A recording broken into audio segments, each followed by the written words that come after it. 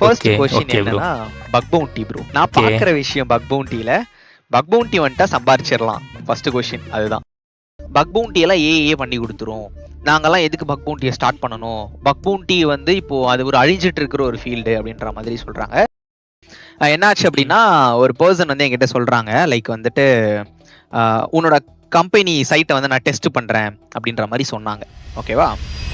High guys, welcome to cyber joy. So இன்னைக்கான வீடியோவில் நம்ம என்ன பண்ண போறோம் அப்படின்னா ஒரு சைபர் செக்யூரிட்டி ப்ரொஃபஷனல் அண்ட் ஒரு பக் பவுண்டி ஹண்டர் அவர் தான் மீட் பண்ண போறோம். ஸோ எதுக்கு இந்த கான்வர்சேஷன் அப்படின்ற மாதிரி கேட்டிங்க அப்படின்னா நம்ம டிஎம்ல ரீசெண்டாக நிறைய பேர் கேட்டுட்டு இருக்கீங்க, ப்ரோ நீங்கள் ஏஐ கிட்டலாம் பேசுறீங்க, ஓகே ஒரு சைபர் செக்யூரிட்டி ரிசர்ச்சரோட போய் பேசுங்க, அவங்க என்ன மாதிரியான விஷயங்கள்லாம் பார்க்குறாங்கன்றத பாருங்க அப்படின்ற மாதிரி சொல்லியிருந்தீங்க. அஸ்வின் குமார் அப்படின்னு சொல்லிட்டு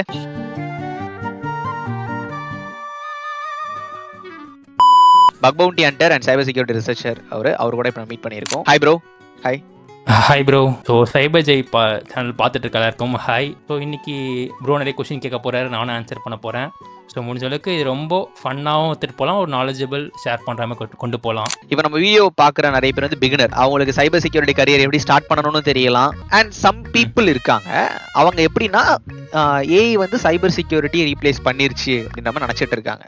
ஸோ அதை நீங்க எப்படி பாக்குறீங்க, அதெல்லாம் பத்தி தான் இப்போ இந்த கான்வர்சேஷன்ல நம்ம என்டையரா பத்தி பேச போறோம். ஃபர்ஸ்ட் क्वेश्चन என்னன்னா பக் பவுண்டி ப்ரோ. நான் பார்க்குற விஷயம் பக் பவுண்டியில பக் பவுண்டி வந்துட்டா சம்பாரிச்சிடலாம். ஃபர்ஸ்ட் क्वेश्चन அதுதான். சொல்லுங்க. பக் பவுண்டில இருந்து earn பண்ண முடியும் ப்ரோ. எப்படின்னா லக் பேஸ் பண்ணியிருக்கு, டைம் பேஸ் பண்ணியிருக்கு, ஒரு ரேஸ் மாதிரி தான் இது. ஸோ அதுக்குன்னு எனக்கு பக் வந்து பவுண்டி கிடைக்கல அப்படின்றதுக்காக நான் ஃபீல் பண்ண மாட்டேன். ஏன்னா நான் அந்த பக் ஃபைன் பண்ணி நான் வந்து என்னோட லிங்க்டின்லையோ இல்லை நான் வந்து சோஷியல் மீடியா ஷேர் பண்ணும்போது பார்த்தீங்கன்னா அதுவே எனக்கு ஜாப் கிடைக்க நிறைய சான்ஸ் இருக்கு.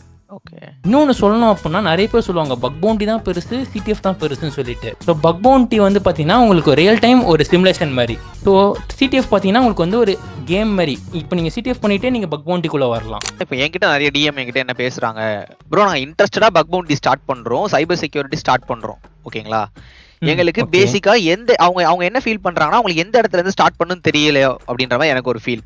ஏன் அப்படின்னா அவங்களும் ரேண்டம் டுட்டோரியல்ஸ் யூடியூப்ல பாக்குறாங்க, ரேண்டம் பிளாக்ஸ் படிக்கிறாங்க, அதை வச்சு ஹண்டிங் பண்றாங்க.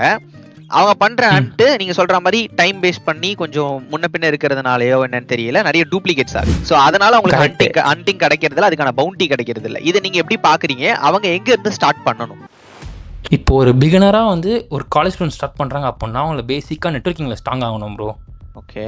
ஐபி அட்ரஸ்னா என்ன, இந்த டிஎன்எஸ் தான் என்ன. ஏன்னா இப்போ பக் பவுண்டில் டிஎன்எஸ் ரொம்ப ரொம்ப முக்கியம். குக்கி செஷன் இது எல்லாமே அவங்க ஸ்ட்ராங் பண்ணணும். ஓகே. நெக்ஸ்ட் வந்து பார்த்தீங்கன்னா ப்ரோக்ராமிங்கில் வந்து ஜாவா ஸ்கிரிப்ட் வந்து மஸ்ட்டு. ஏன்னா நம்ம எக்ஸ்பிரஸ் பக் ஃபைன் பண்ணுறோம் அப்படின்னா ஜாவா ஸ்கிரிப்ட் ரொம்ப முக்கியமாக தேவைப்படும். அப்புறம் உங்களுக்கு HTML பேசிக் பைதான் தெரிஞ்சால் போதும் ப்ரோ. ஓகே. நீ நல்லா வருவடா குண்டு பையா, நல்லா வருவ. இப்போ நான் என்ன கேட்குறேன்னா, இப்போ நான் ஒரு பிகினர் ப்ரோ, எனக்கு எதுவுமே தெரியாது, ஓகேவா? நான் இப்போ பக் பவுண்டி ஸ்டார்ட் பண்ணணும்னு நினைக்கிறேன். ஏன்னா நெட்வொர்க்கிங் ஓகே எனக்கு தெரியும், எனக்கு ப்ரோக்ராமிங்கும் தெரியும், எனக்கு அந்த கம்ப்யூட்டரோடையோ இல்லை அந்த ஆப்போட ஸ்ட்ரக்சரோ ஆர்கிடெக்சருமே தெரியும், ஓகேவா? இதுல நான் என்னோட ஹண்டிங் வேவை நான் எப்படி சூஸ் பண்றது? ஃபர்ஸ்ட் அந்த ஹண்டிங் வேவை நான் எப்படி கத்துக்கிறது? அது என்னோட கொஸ்டின். இப்போ வந்து ஒரு எக்ஸாம்பிள் சொல்லணும், இப்போ ஒரு யூடியூப் எடுத்துக்கிறோம் அப்படின்னா யூடியூப்ல என்னென்ன ஃபங்க்ஷன்ஸ் இருக்குது, நம்ம அக்கௌண்ட் லாகின் பண்ணுறோம், அப்புறம் அங்கே குக்கீஸ்லாம் இருக்குது, ப்ளஸ் வந்து அங்கே சர்ச் பார் இருக்குது. ஸோ இங்கெல்லாம் நம்ம வந்து பக் ஃபைன் பண்ண ட்ரை பண்ணலாம். இப்போ ஒன்றுமே இல்லை, இப்போ google.comனு ஒன்று இருக்குது. இப்போ google.com போயிட்டு நான் வந்து ஸ்கேன் பண்ணி நான் வந்து இது பண்ணுறேன், பக் பவுண்டி பண்ணுறேன், ஹண்ட் பண்ணுறேன் அப்படின்னா நிறைய பேர் அதே டொமைன் தான் பண்ணுவாங்க, google.com மட்டும். இப்போ எல்லாருமே வந்து பக் பவுண்டிக்குள்ளே வரும்போது இந்த HackerOne, பக்லோட் இந்த மாதிரி போகிறாங்க. அது இல்லாமல் நிறைய சைட்டு வந்து பார்த்தீங்கன்னா இருக்குது.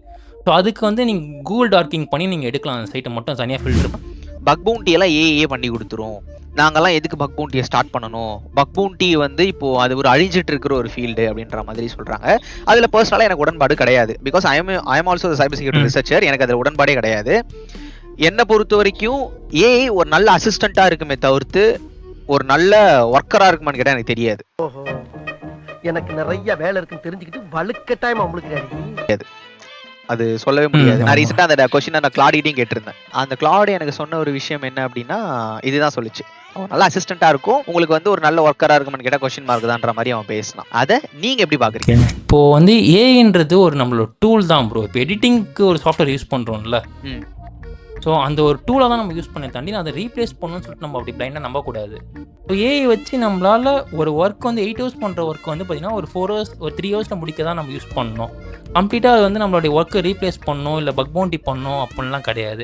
ஓகே, இப்போ இன்னொரு கொஸ்டின் எனக்கு. இப்போ ஒரு வெப்சைட் ஒன்று இருக்கு, ஓகேவா? இப்போ நான் இப்போ செக்யூர் வேர்ல்ட்ஸ்ன்றது ஒரு கம்பெனி, ஓகேங்களா?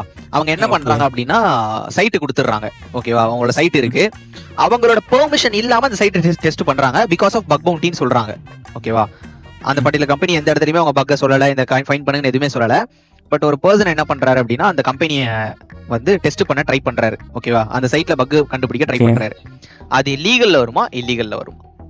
அது இல்லீகல்ல வரும் ப்ரோ. ஓகே, இல்ல நான் காலேஜ் படிக்கிற பீரியட்ல சொல்றேன், எனக்கு நடந்த ஒரு இன்சிடென்ட் இது. என்னாச்சு அப்படின்னா ஒரு பர்சன் வந்து என்கிட்ட சொல்றாங்க, லைக் வந்துட்டு உன்னோட கம்பெனி சைட்டை வந்து நான் டெஸ்ட் பண்றேன் அப்படின்ற மாதிரி சொன்னாங்க, ஓகேவா? நான் என்ன சொன்னேன்னா நான் அதுக்கு அலோவ் பண்ண மாட்டேன், ஓகே, நான் அதை அலோவ் பண்ண மாட்டேன், அப்படி டெஸ்ட் பண்ண தேவையில்லை, எங்க கிட்ட டெவலப்பர்ஸ் இருக்காங்க, நாங்க அதை பாத்துக்கிறோம்னு சொன்னேன். அந்த பர்சன் என்கிட்ட சொன்ன விஷயம் என்னன்னா சைபர் செக்யூரிட்டி அப்படின்னா யாரு வேணா எதை வேணா டெஸ்ட் பண்ணலாம். என்னென்ன சொல்றோம் பாருங்க. அப்படிலாம் கிடையாது ப்ரோ. அது ஒரு சொன்னாங்க. கம்பெனியை வந்து நான் அவங்களோட பெர்மிஷன் எல்லாம் டெஸ்ட் பண்ணி நான் அவங்களுக்கு ரிப்போர்ட் பண்ணாலுமே அவங்களால லீகல் ஆக்ஷன் எடுக்க முடியும், அவங்க வந்து கேஸ் கொடுக்க முடியும். என் company அதே business தான் நான் வந்து பண்ணிட்டாங்க. என்னோட ஸ்டூடெண்ட்ஸ்க்கு நான் சொல்றது. இப்போ எனக்கு சேம் ப்ரோ, என்னன்னா இப்போ பக் பவுண்டி எடுத்துக்கிறோம், பென் டெஸ்ட் எடுத்துக்கிறோம், ஓகேவா? இது ரெண்டுத்தையும் ஒண்ணு நினைச்சு ஒரு கும்பல் சுத்திக்கிட்டு இருக்காங்க. So, இந்த சிடிஎஃப் பக் பவுண்டி எல்லாமே சைபர் செக்யூரிட்டியில் ஒரு 5% மட்டும்தான் ப்ரோ. ஓகே ஓகே, ஆனால் இதை தாண்டி நிறைய இருக்கு இதுக்குள்ள போக. சர்டிபிகேஷன் பக் பவுண்டிக்கு தேவையா? Or not only bug bounty, cyber செக்யூரிட்டிக்கோ இல்ல பக் பவுண்டிக்கோ சர்டிபிகேஷன் தேவையா? சர்டிஃபிகேஷன் எல்லாமே இப்போ டிகிரி சர்டிஃபிகேஷன் வந்து உங்களை வந்து அந்த கம்பெனிக்குள்ள கூட்டு போதான் ப்ரோ ஹெல்ப் பண்ணணும். அப்போ வந்து சர்டிபிகேஷன் இம்பார்ட்டன்ட் இல்ல அந்த அளவுக்கு, கரெக்ட்டா? சர்டிஃபிகேஷன்லாம் இம்பார்ட்டன்ட் இல்லை ப்ரோ அந்த அளவுக்கு. ஓகே, இப்போ என்னோட ஒரு கொஸ்டின் என்னன்னா, இப்போ பீப்புள் வந்து சைபர் செக்யூரிட்டில ஏதோ ஒரு பார்ட் அவங்க ஸ்டார்ட் பண்ணும்போதே காலி லினக்ஸ் தூக்கிட்டு வச்சுட்டு உட்காந்துடுறான் ஃபர்ஸ்ட். அது ஒரு மிஸ்டேக்காவே நான் பார்ப்பேன். காலி லினக்ஸ்ன்றது வந்து பார்த்தீங்கன்னா அதுவும் ஒரு டூல் தான் ப்ரோ. அதில் நிறைய ஒரு 600 டூல் வந்து கொடுத்துட்றான். ஸோ அதை மட்டுமே நம்ம ஃபோக்கஸ் பண்ணக்கூடாது ப்ரோ. நம்ம ஸ்கிரிப்டிங் கற்றுட்டு நம்ம ஓன் டூல் டெவலப் பண்ண கற்றுக்கணும் முடிஞ்ச அளவுக்கு. எனக்கு ரொம்ப நாளாக ஒருத்தனை கொடுக்க வேண்டியது இருக்கு, கொடுத்துட்றேன். யாரு சொல்ற? இல்லை நான் என்ன சொல்லுவேன்னா, if you are choose the cyber security first install பண்ணது வந்து பார்த்தீங்கன்னா நீங்கள் உபுண்டு இன்ஸ்டால் உபுண்டு, பண்ணுங்க. அதெல்லாம் நிறைய exactly. பழகுங்க. நான் அதை தான் சொல்லணும்னு நினைச்சேன். உபுண்டு அவன் வந்து ஒரு குழந்தை ப்ரோ. அது இப்போ நான் என்ன சொல்லுவேன்னா, நான் ஒரு இடத்துக்கு இன்னைக்கு வந்து ஒரு மென்டாரா என்ன கூப்பிடுறாங்க வந்து பேசுங்கன்னு சொல்றாங்கன்னா, காலி லினக்ஸ் ஓபன் பண்ணி வச்சுட்டு நான் சொல்ற ஃபர்ஸ்ட் விஷயம் என்ன அப்படின்னா, this is a shit OS.